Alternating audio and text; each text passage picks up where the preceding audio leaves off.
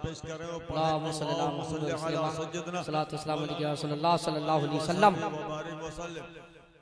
सल्लु अलैहि सलातो व सलामन अलैका या रसूल अल्लाह, सलातो व सलामन अलैका या नबी अल्लाह, सलातो व सलामन अलैका या रसूल अल्लाह।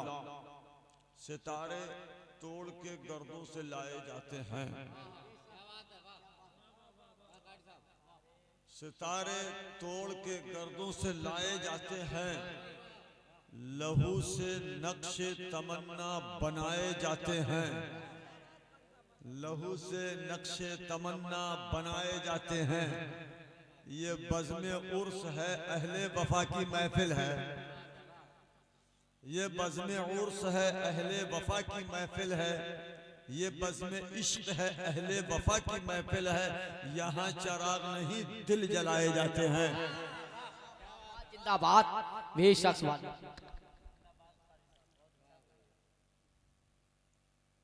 जिंदगी की हर रहे दुश्वार से गुजरे हैं हम,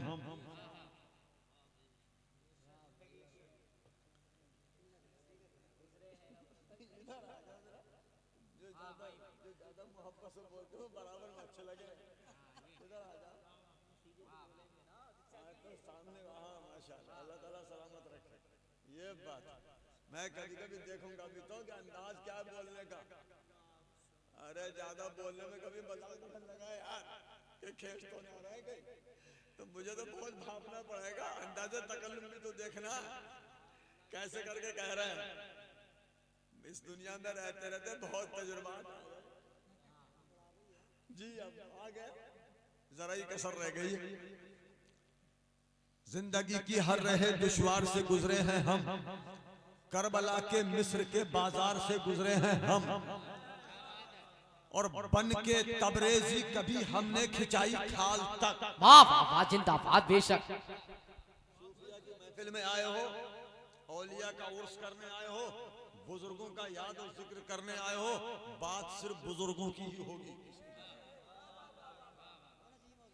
जिंदगी की हर रहे दुश्वार से गुजरे हैं हम, करबला के मिस्र के बाजार से गुजरे हैं हम, और बन के तबरेजी कभी हमने खिंचाई खाल तक। आप अहले इल्म हो, पढ़े लिखे हो, समझदार हो, होशियार हो, दीदावर हो, दानिशवर हो, आपको बहुत ज्यादा हिंदी की चिंदी करके समझाने की जरूरत नहीं है। समझे समझाए हो, सब इशारों को समझ रहे हो, सर हिला के बता रहे हो कि हाँ इलियास तू जो कह रहा है हमारे खूब पल्ले पड़ रही है। तो फिर मुझे ज्यादा बर्बाद करने की जरूरत क्या पड़ी है कि जिंदगी की हर रहे दुश्वार से गुजरे हैं हम, करबला के मिस्र के बाजार से गुजरे हैं हम, और बन के तबरेजी कभी हमने खिंचाई खाल तक, और कभी मंसूर बनकर तार से गुजरे हैं। वाह जिंदाबाद बेशक। सुभान अल्लाह सुभान अल्लाह। फिलबदी एक और कह दे रही हूं, फैज़े शाजी और रजा हासिल करें सब इसलिए, फैज़े शाहजी और रजा हासिल करें सब इसलिए। फैज़े शाह मुल्क का मशहूर शायर तशरीफ फरमाए, तेरे मगर एक शेर भी कबूल हो गया, बस समझ लो बेड़ा पार है। आप लोग दाद दे दे, ये कमाल की बात नहीं है। आपका काम है कि हमारा मेहमान है, अगर बढ़िया नहीं भी बोल जाए तो भी बढ़िया, आप तो अपने मेहमान का दिल रखोगे जी। मगर एक शायर अगर किसी का शेर कबूल कर ले तो समझ लो वाकई सच हो रहा है काम। कोई दूसरा मुकर्रिर अगर मुकर्रिर को पास कर दे तो समझ लो हाँ अब जा रही है जी। तो केस ये है कि मैं शेर ऐसे ढूंढ के लाया हूं कि बिल्कुल चुभते हुए जी। अब आप मुलाहिजा फरमाएं जी कि जिम्मेदार शायर मेंबर पे मौजूद है, उनकी मौजूदगी में हल्के स्तर के शेर कहूंगा ही क्यों, उसके लिए बहुत मेंबर रखते हैं और महफिल लगती है जी। नकीब है, मैं तो खैर हल्का फुल्का देख लो, कुर्सी ढीली है सब तरफ से। हाँ जनाबे भाई अनीसुर रहमान तरफ बैठ जाते तो फंस जाते हैं इसमें, मगर अल्लाह सलामत रखे। ये बहुत दमदार चीज है अपने यहाँ। अल्हम्दुलिल्लाह, अल्लाहु अकबर, या रसूल अल्लाह, या गौस, आला हजरत, आला हजरत, अल्लाहु अकबर। सवाल अर्ज़ है जिंदगी की हर रहे दुश्वार से गुजरे हैं हम, करबला के मिस्र के बाजार से गुजरे हैं हम, और बन के तबरेजी कभी हमने खिंचाई खाल तक, और कभी मंसूर बनकर तार से गुजरे हैं हम, और फैज़े शाहजी ओ रजा हासिल करें सब, इसलिए हजरत दादा मियां सरकार से गुजरे हैं हम। वाह वाह वाह, जिंदा बेशक। रजा हासिल करें सब, इसलिए फैज़े शाहजी और रजा हासिल करें सब, इसलिए हजरत दादा वली सरकार से गुजरे हैं हम। दोस्तों और बुजुर्गों, आज जिस मुकद्दस बज़्म महफिल का एहतमाम और इंतजाम और इंसराम किया गया है, जिसको आप अपने माथे की निगाहों से सरे शाम से लेकर अब तक निहायत उम्दा नातें और निहायत अच्छी अच्छी बातें अपने शुअरा और उलमा से समाअत फरमाते रहे हैं। कुछ देर मैं भी आपको इसी मौजू पे आके खिदमत करके अपने आप को मुशर्रफ करने का अज़्म समीम रखता हूँ, और मेरे फौरन बाद फिर आप शायर अहले सुन्नत अंदलीब गुलशन रिसालत फिर एक दौर जनाब अनीसुर रहमान का मुलाहिजा करेंगे। इधर जनाब अथर साहब भी अपने गले पे धार लगाए गुस्से में बैठे, ये हटाओ हम डटे। टेंशन क्या, रात अपनी है, बात अपनी है, फिर क्या बात की है, घबरा क्यों रहा भाई? सब घबराहट के शिकार हो गए, मुझे नहीं पढ़वा रहे, मुझे नहीं पढ़वा रहे। हाँ, एक बात जरूर है दोस्त, आप जलसा जब भी कराएं आज के बाद, तो अपने प्रोग्राम को नाज़िम के हवाले कर दें। नाज़िम साहब, जलसा कामयाब चाहिए, किस मौलवी का किस वक्त पढ़ने का हक है, किस शायर का किस टाइम पढ़ने का हक है, आपके हैंडओवर किया जा रहा है प्रोग्राम। आप उम्मीद रखें इतनी जल्दी आपका मजमा कभी नहीं जाएगा। ये मजमा आपने खुद भगाया है, आपके मेंबर वालों ने नहीं भगाया है, गलती आपसे हो गई। आप कभी भी जब प्रोग्राम आपका शुरू हो जाए तो अपनी तरफ से उस टाइम हुक्म ना चलाएं।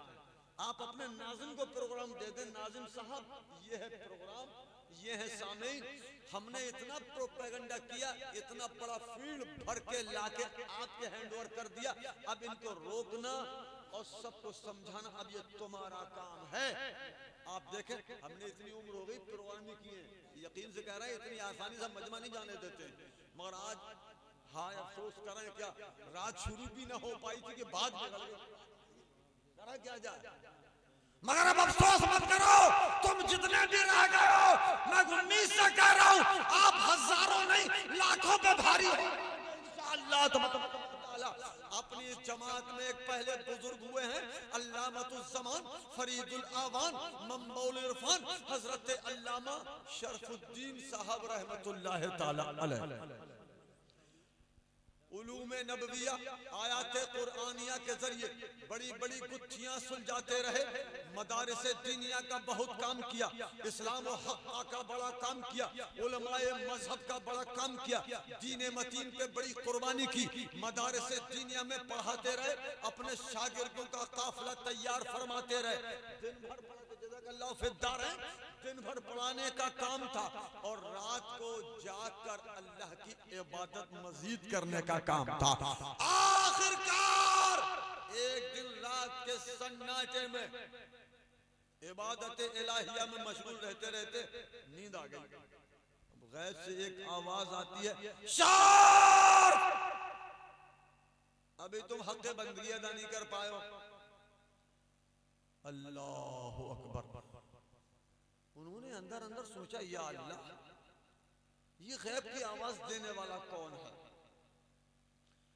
मैं पूरे दिन अल्लाह के नबी की हदीस पढ़ाता हूँ, हे मौला तेरा कुरान पढ़ाता हूँ, मदरसे के बच्चों के सीने में कुरान पाक और हदीस पाक की तालीम और उसकी रोशनी पहुँचाने में कोशां रहता हूँ, और रात को जब मुझे मौका मिलता है, ए अल्लाह, तो मैं जिस तरह मुझसे हो सकती मैं तेरी इबादत कर लेता हूँ। इसके बावजूद भी आवाज आती है, अफसर हक़ बंदगी अदा नहीं कर पा रहे हो। घर पहुंचे और बच्चों को इकट्ठा किया और कहा कि भाई बच्चों जरा ध्यान दो, मैं अब तुमको खुदा के सुपुर्द करता हूँ, मुझे इजाजत दो, मैं अपने रब की रजा हासिल करने के लिए अपना तन मन धन लेके चला जा रहा हूँ, कहीं जंगलों बियाबान में रहूंगा।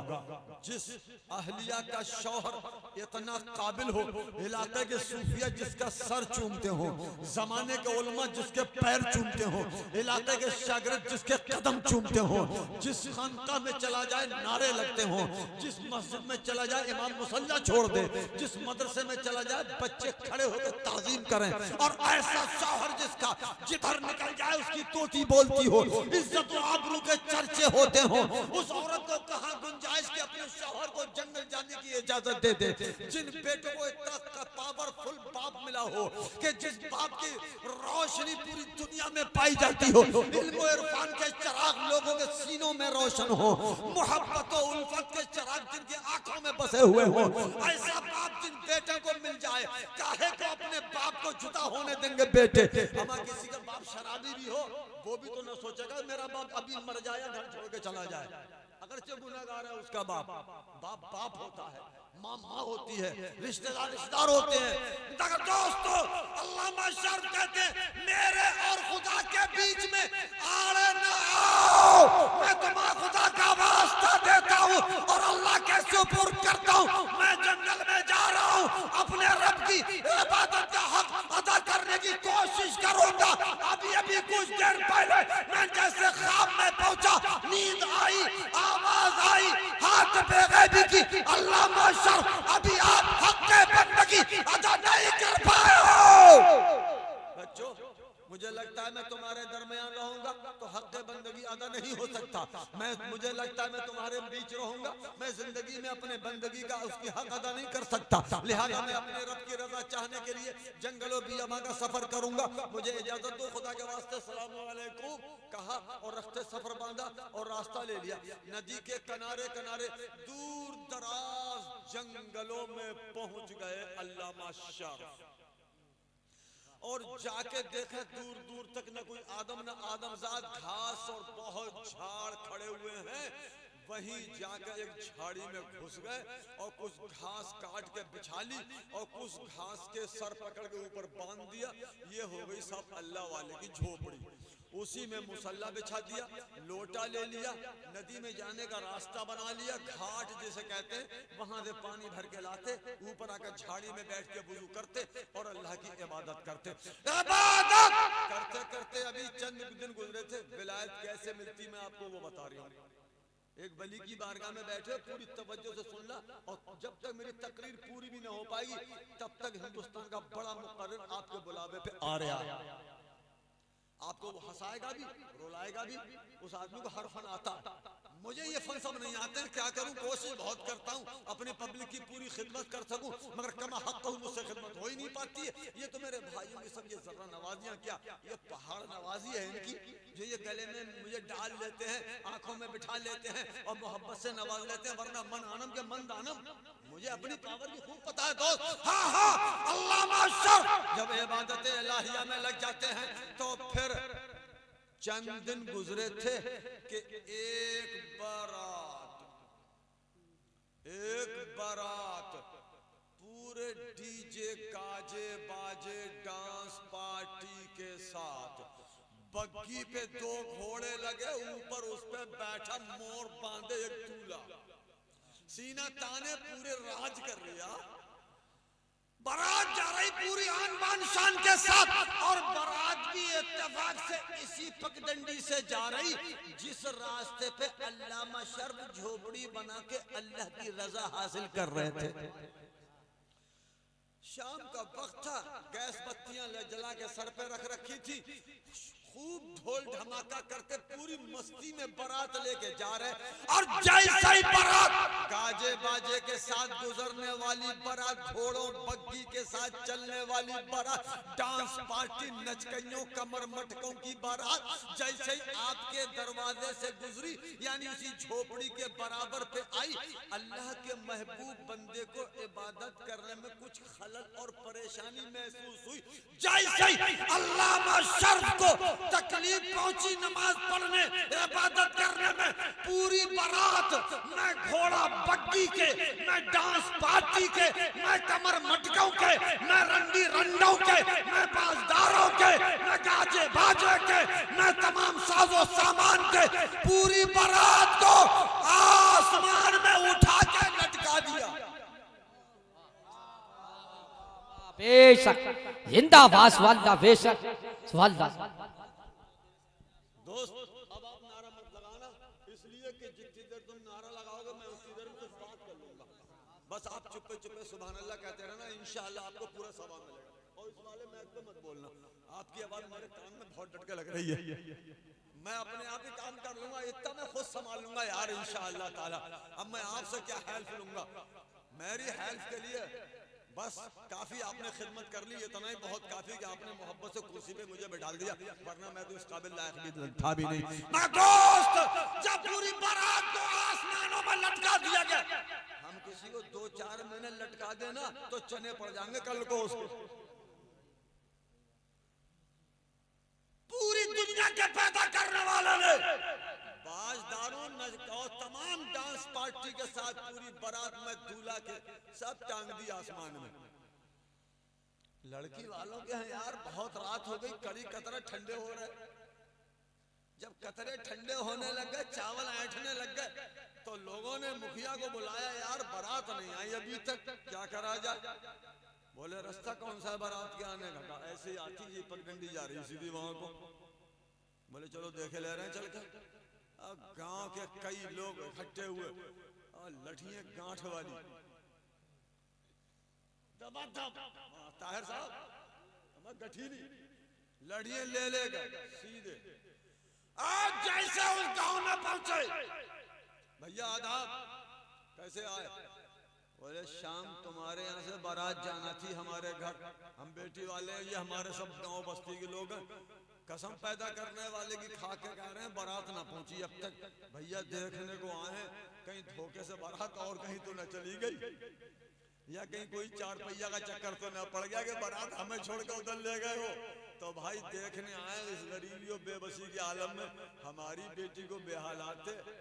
अच्छा हर गांव में कुछ लोग अबदार और समझदार भी होते हैं, उस गांव के इकट्ठे हो गए, आपको उनसे बड़ी लठी लात तान के बोले घेर लो, बोले इन्हीं को घेर लो, फिर वो पैगंडा करने आए, इन्हीं बारात हमारी कल की गई है, अब ये दिन निकलने को जा रहा है तो ये आए, इसका मतलब घोटाला इनका ही है, घेर लो। पूरे गांव में आवाज कर दी, सब लठियां चारों तरफ से घेर लो, घेरो। गांव के मुखिया को आगे बढ़ा दिया, तुम करो बात। बोले हाँ साहब अब बताओ खैरियत, बारात पहुंची है या न पहुंची है? बोले साहब पैदा करने वाले कसम खा कह रहे होंगे बारात पहुंची नहीं हमारे यहाँ। बोले देखो ये गांव में ये कितनी लठियां लहरा रही हैं, तुम जो डंडे ले के आए हमें धमकी देने के लिए, वापस जाना है तुम्हें नहीं जाना? सीधे बताओ बारात का मसला क्या है? बोले साहब हम तुम्हारे गाँव में हैं, चाहे हमें मार डालो। अब तो साहब जो ऐसा है, हमें मारना ऐसे ही है जैसे घूरे पर लठ बजाना। हम तुम्हारे गांव में बेबस बेकस हैं, ये डंडे ले भी आए कुत्ता बिल्ली के लिए, रास्ते के सांप बिच्छू के लिए, गीदड़ों भीदड़ों के लिए। इस दौरे हुकूमत में गीदड़ बहुत निकल रहा है, तो कहीं हम तो आ भी गए जोड़ से अपने, तो हम तो इसलिए आए थे साहब ये रास्ते में हमारे डंडे काम आएंगे। कोई ऐसा थोड़ी नहीं साहब इतने बड़े गाँव के सामने हम डंडे से कुछ कर पाएंगे। तो कोई समझदार भी होता, बोले यार बात सुनो, ये बेचारे लाचार हो रहे हैं, इनकी सुन लो। अब ये बेचारे खुद ही झुक गए। बोले साहब बिल्कुल सच कह रहे हैं, बारात हमारे घर नहीं पहुंची है, बात ये चाहे करो कुछ भी हमारा, हम तुम्हारे घर आ गए। तो किसी समझदार ने कहा कि चलो अच्छा ठीक है देखे लेते हैं, हो सकता है यार बारात ना पहुंची हो, कोई जरूरी नहीं ये झूठ बोलते हो। बोले साहब तो फिर साथ साथ चलो। देखते हैं इसी रास्ते से बारात गई है। अब गांव के बहुत सारे लठैत और लड़की वाले घर से जो आए थे वो सब अपने अपने डंडे लेकर दबा उसी रास्ते से उल्टे पांव पैदल। पूछा भाई क्या शाम के वक्त इधर से कोई बारात गुजरी है? तो किसी ने कहा हाँ यहाँ सामने तक देखी थी बारात, एक गई है गाजे बाजे से, गैस बत्ती ले गए जलाकर और घोड़ा बग्गी सब कुछ था, माल मसाला। बोले हाँ तो ठीक है, पता मिल गया। और आगे गए, बोले साहब हमें ये बारात गई है शाम। बोले हाँ सामने तक तो हमने देखी। और आगे बढ़े, बोले साहब शाम एक बारात गई है। बोले हाँ हाँ गाते बजाते बड़ी मस्ती में वो सामने तक दिखे थे। और आगे जाके पूछा, बोले बारात? बोले कैसी बारात? यहाँ कोई बारात तो नहीं आई, वो बाबा जी सामने मड़ी में जो धुआं सुलगा रहा है उनके पास चले जाओ, वो रहते हैं इस रास्ते पे, उन्हें पता है, वो बताएंगे। सब लोग उधर ही चले गए। और महाराज कैसी चल रही है मणि? बोले बहुत अच्छी चल रही है बच्चा। खिचड़ी और दही? अरे बोले बहुत गजब का। दूध के गिलास? अरे बोले मुन्ना जवाब नहीं है। इलाका पूरी खिदमत कर रहा है। अच्छा तो बाबा जी महाराज इतना बता दो, जब आपकी सेवा और खिदमत खूब हो रही है, इस इलाके के लोगों ने आपसे कोई काम लिया आज तक? बोले ना बच्चा, कोई काम नहीं लिया, सेवा पूरी, सेवा पूरी, आपसे कोई काम नहीं लिया। आज एक काम पड़ गया, मुलाजा फरमा महाराज जी, आज एक काम पड़ गया है। क्या काम है? काम ये है कि ये है बेटी वाले, ये सामने वाले गांव के लोग हैं, इनके घर से एक बारात चली है इस रास्ते से, और वो बारात अब तक नहीं पहुंची है। इनकी बेटी सजी बनी तैयार बैठी है और कतरे ठंडे हो रहे हैं, कड़ी कतरा। कतई सब मामला सत्यानाश लग गया खाने का, गर्मी का मौसम है, रात से अब तक क्या हाल खाने का हुआ आप खुद सोच लो। महाराज जी गुस्ताखी की माफी चाहेंगे, जब सेवा में कमी नहीं है तो काम भी एक बार पड़ा है जिंदगी में, ये काम आपको करके देना है। इस बारात का पता बताना पड़ेगा साहब तुम्हें। साहब महाराज जी की आग ठंडी पड़ गई। हमारा यार मणि का धुआं बंद हो गया। बोले बच्चा क्या कह रहे हो? बोले कुछ ना कह रहे हो, बारात का पता बता दो। बोले साहब देखो ये तो मुश्किल बात है। बोले चुपो चुपो चुपो, कसम खा के कह रहा है, लठियां देख लो दोनों साइड की हैं। अगर बारात का पता नहीं बताओगे तो पता रहेगा तुम्हारा भी ना महाराज जी। कान खोल के सुन लो, बारात का पता तुम्हारा भी, अगर हमारी बारात का पता नहीं चलेगा तो पता चलेगा तुम्हारा भी ना, सीधी सी बात है। महाराज जी बहुत दिन हो गए खिदमत लेते हुए, पूरे दही के टिक्के आ रहे, खिचड़ी बनी भी आ रही है, कोई कमी तो नहीं? तुम तुझे बता दो कमी है कि नहीं है? ना ना मणि तो बहुत अच्छी चल रही है। जब बहुत अच्छी चल रही है तो इन सब के सेवा करने में कमी नहीं है। तो महाराज जी आज आपको पूरी पावर का इस्तेमाल करना है, बारात का तो पता बताना ही पड़ेगा।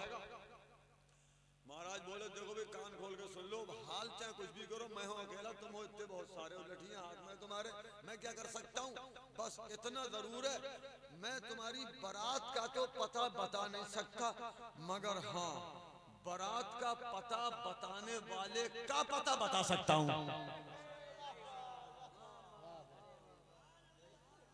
मैं तो बारात का कसम पैदा करने वाले की कह रहा हूँ, इतने दिन हो गए मणि चलाते, अब भाई जर्रा बराबर मेरे अंदर शक्ति नहीं आई है, बस अपना पेट का धंधा चल लिया। बात दरअसल ये है, मारो तो मार लो, आज के बाद दही टिक्के खिचड़ी मत पहुंचाइयो, दूध के गिलास मत देना, कोई टेंशन नहीं है, कहो तो मणि छोड़ के चला जाओ, मगर ये कसम खा के कह रहा हूँ पैदा करने वाले की, बारात का पता मैं नहीं दे सकता। हाँ ये वादा कर रहा हूँ, बारात का जो पता देगा मैं उसका पता बता सकता हूँ। लोग बोले ऐसा भी हो सकता है जी हमें रास्ता बताते हो महाराज जी, हम लोग चले इनकी बताई रास्ते पर, ये फरार कहाँ ढूंढे हुए, पकड़ ले। अच्छा बारात का पता बताने वाले का पता दोगे? जी देंगे। तो ऐसा है महाराज जी पता मत दो, साथ चलो आगे आगे। घेर लिया उन लोगों ने। बोले जब ये पता बताने की बात कर रहे हैं तो इन्हें छोड़ो ही मत, छोड़ोगे तो नुकसान हो जाएगा, या पता नहीं कहाँ के मारे कहाँ भागेंगे, फिर तो खेतों खेतों जाएंगे, मेढे कौन देगा? लिहाजा इन्हें घेरे रहो।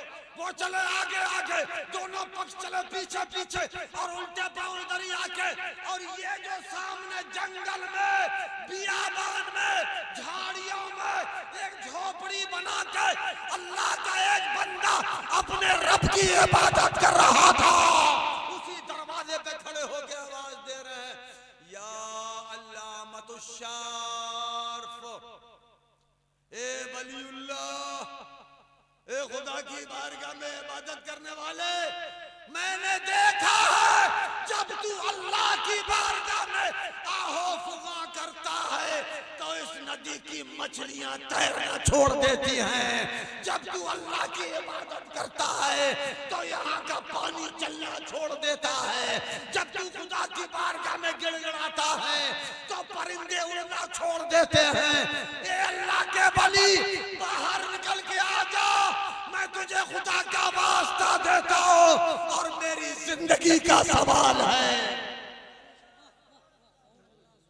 इतनी खबर सुनते ही अल्लामा शर्फ इबादत से फारिग होते हैं और वो निकल के बाहर आ जाते हैं। सुभान अल्लाह।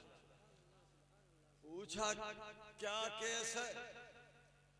महाराज जी हाथ जोड़ के खड़े हो गए, हुजूर गुस्ताखी की माफी चाहूंगा। ये लड़की पक्ष के लोग हैं, ये लड़का पक्ष के लोग हैं, इनके घर से बारात चली है और यहाँ